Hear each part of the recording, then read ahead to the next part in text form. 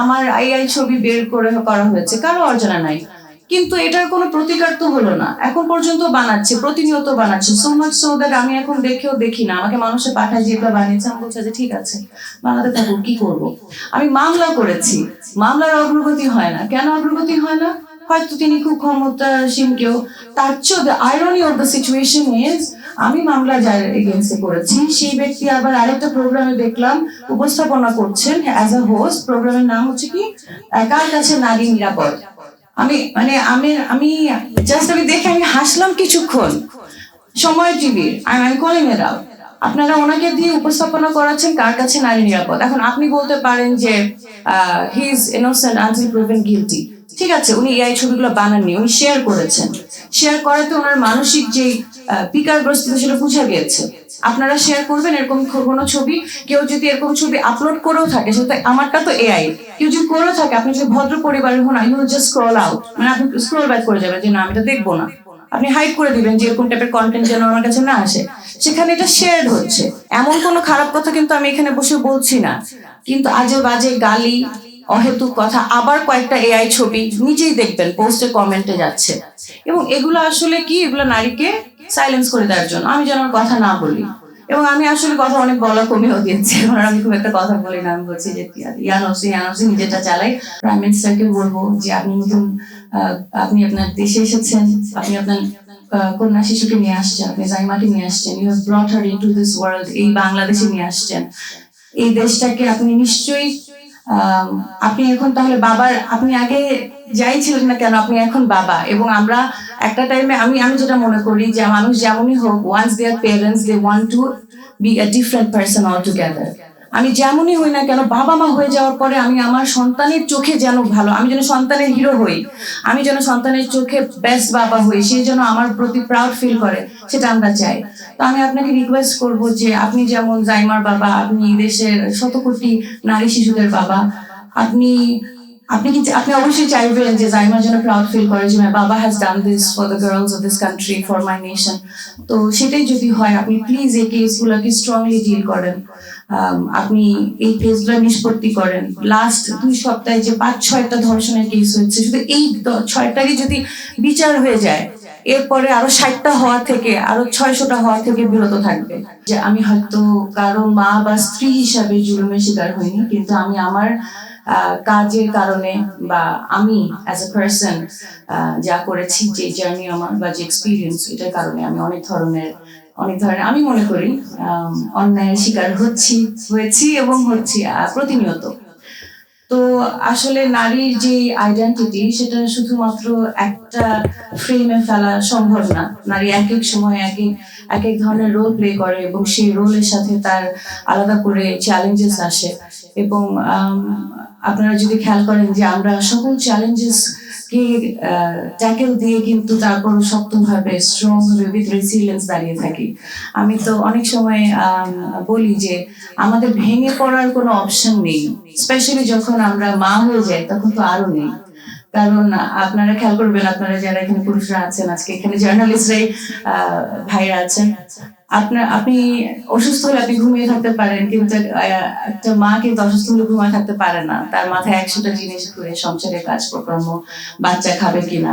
তো মার জন্য কোনো ভ্যাকেশন হয় না, মার জন্য কোনো স্কোপ হয় না, মার অনেক চ্যালেঞ্জেস আসলেও শক্ত থাকতে হয়। আই এম শিওর আপা এবং আপারা তাদের জীবনে খুব কঠিন সময়ও ভেঙে পড়তে পারেননি। আই এম শিওর যে তাহমিনা আপা তার মেয়েদের দিকে তাকিয়ে হলেও ভেঙে পড়তে পারেনি, ইভেন তো she was breaking inside, but ওনাকে 9টা বছর ধৈর্য ধারণ করে মেয়েদের শক্তি হয়ে থাকতে হয়েছে। তো এই জার্নিগুলো আসলে আমাদের সবার জার্নি ডিফারেন্ট, কিন্তু দিন শেষে একটা জিনিস যেটা আমাদেরকে মেনটেন করতে হয়, যে আমাদেরকে খুব রেসিলিয়েন্স, খুব স্ট্রং থাকতে হয়। তাহলে নারীকে যে মানুষ উইক মনে করে, সেটা তো কোনো প্রশ্নই আসে না। এরপর আমি যেটা বলবো, আমি আজকে আমরা আসলে সাধারণত 8ই মার্চ উইমেন্স ডেতে পার্পল পরে থাকি, পার্পল ইজ দি কালার। আমি সকালবেলা উঠে, আমাকে অনেকেই উইমেন্স ডে উইশ করে ফেলেছে, সকালে উঠে দেখলাম, কিন্তু আমার কিন্তু মনটা একদম ভালো না। ইনফ্যাক্ট এই রুমেও this is a day which was supposed to be celebrated. আমরা অনেক হাসি খুশি থাকবো, অনেক আনন্দ করব, এমন একটা অ্যাম্বিয়েন্স আজকে থাকার কথা ছিল, কিন্তু আমি সকালবেলা উঠেও আমার মনটা ভালো নাই। আমি এখানে এসে দেখি আমরা সবাই খুব থমথমে একটা পরিবেশে কথা বলছি, কারণ সেলিব্রেট করার মতন কোনো কারণ আমরা খুঁজে পাচ্ছি না।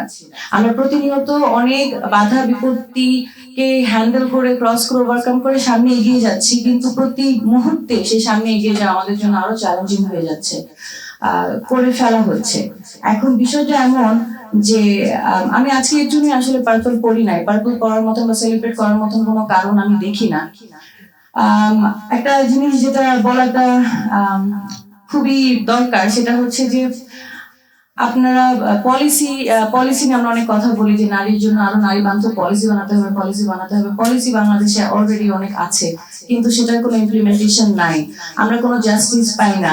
এতগুলো ধর্ষণ হলো, কয়টা ধর্ষণের আমরা আসলে দেখতে পেলাম লাস্ট পর্যন্ত যে ধর্ষকের যে শাস্তিটা হয়েছে সেটা কোথায়? একটা তো দেখতে পেলাম না।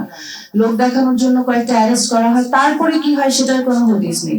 ইনফ্যাক্ট আমাকে, আপনারা জানেন যে আমিও মামলা করেছি, আমার সাথে যে সাইবার হ্যারাসমেন্ট। আজকে একটা কথা বলি, আজকে অনেকগুলো টিভি এখানে দেখছি, অনেকগুলো টিভি থেকে আমাকে লাস্ট 1 উইকে অনেকবার কল দেওয়া হয়েছে ইদার টক শো অর ইন্টারভিউতে বসার জন্য।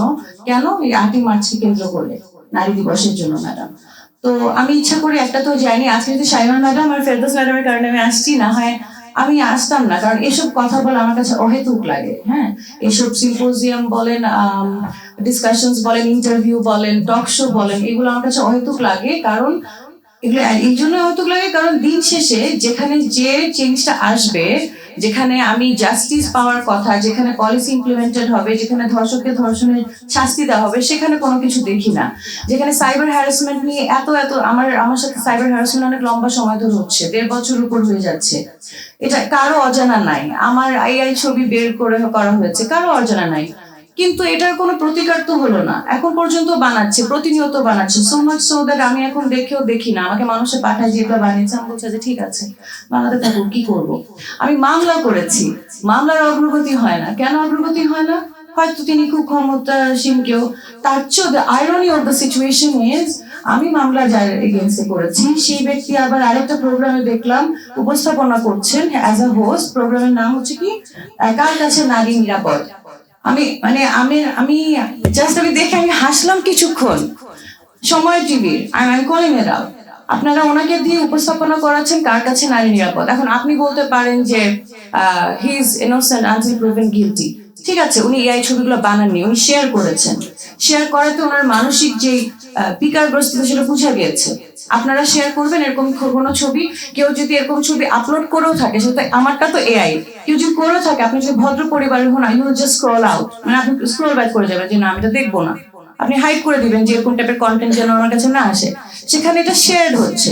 তো এরকম সোশ্যালি যদি আমরা এই জিনিসগুলোকে না ডিল করি, তাহলে লিগ্যাল দিকে যেহেতু আমরা এমনিতেই ডিল করছি না, তাহলে মানুষ যাবে কোথায়, নারীরা যাবে কোথায়? আমি যখন আজকে প্রোগ্রামে আসবো, আমার এক ফ্রেন্ড বলেছে কথা শর্ট রেখো, কিছু তেমন বলো না। আমি বলছি কেন? বলছে বলে কি হবে, শুধু শুধু তোমাকে নিয়ে আবার ট্রোল করবে, আবার আজে বাজে কথা বলবে। তো it is what is happening. আমাকে সাইলেন্স করার জন্য এখন আপনারা দেখেন, আপনারা আমার এই ছবিগুলো ভিডিওগুলো আপলোড করবেন, নিচে গালি বর্ষণ।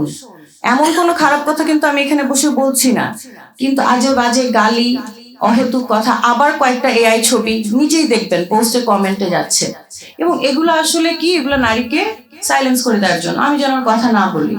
এবং আমি আসলে কথা অনেক বলা কমিয়েও দিয়েছি, কারণ আমি খুব একটা কথা বলি না। আমি বলছি যে ইয়ানসি নিজেটা চালাই, আল্লাহ দেখে নেবে। কারণ আমি তো দেখতে পাচ্ছি যে আমার দেশের লিগাল সিস্টেম আমাকে ফেল করছে। সাইবার হ্যারাসমেন্টের কোনো কেসে কি কোনো নিষ্পত্তি হয়েছে এখন পর্যন্ত? আপনি একটা কেস নিষ্পত্তি করেন, একটা ধর্ষণের কেস, তারপরেই না অন্যরা অ্যালার্ট হয়ে যাবে যে না, আমি এসব আজে বাজে কমেন্ট দিলে আমাকে তো ধরে নিয়ে যাবে পুলিশ, আমি দিব না। বা আমি ধরনের AI কন্টেন্ট ছবি না বানাই, শেয়ার করলেও এটা পুলিশ আমাকে ধরে নিয়ে যাবে, আমি দিব না। তো আপনি রেকটিফাই করার জায়গায় তো কাজ হচ্ছে না।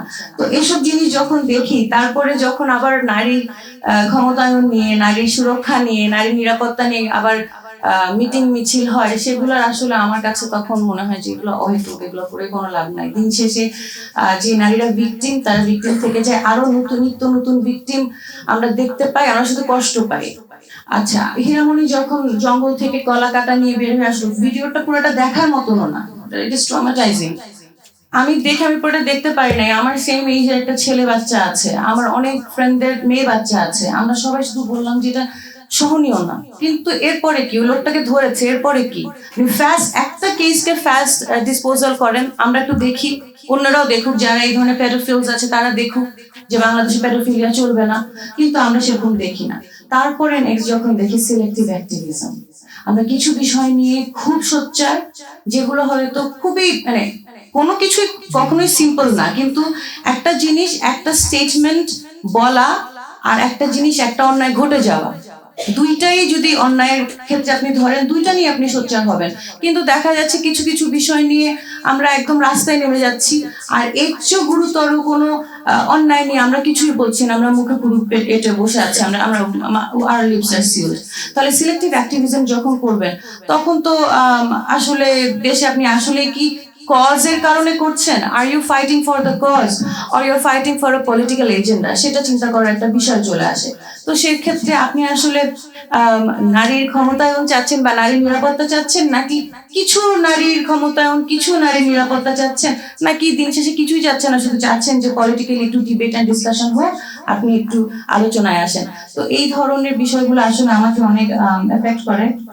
আমি লিস্ট করে নিয়ে আসছিলাম লাস্ট কিছু 2-3 উইকসে কি কি ঘটনা, ধর্ষণেরই কতগুলো ঘটনা ঘটেছে। শামীমা ম্যাডাম অনেকগুলো বলে দিয়েছেন, তা আমি আবার রিপিট করছি না। এগুলো এমন কোনো ঘটনা না যেটা আমাদের অজানা বা আমাকে বারবার রিপিট করতে হবে। আর লাস্টলি আমি যেটা বলতে চাই, এবারে 8 মার্চের যে থিম, সেটা হচ্ছে রাইট, জাস্টিস অ্যান্ড অ্যাকশন।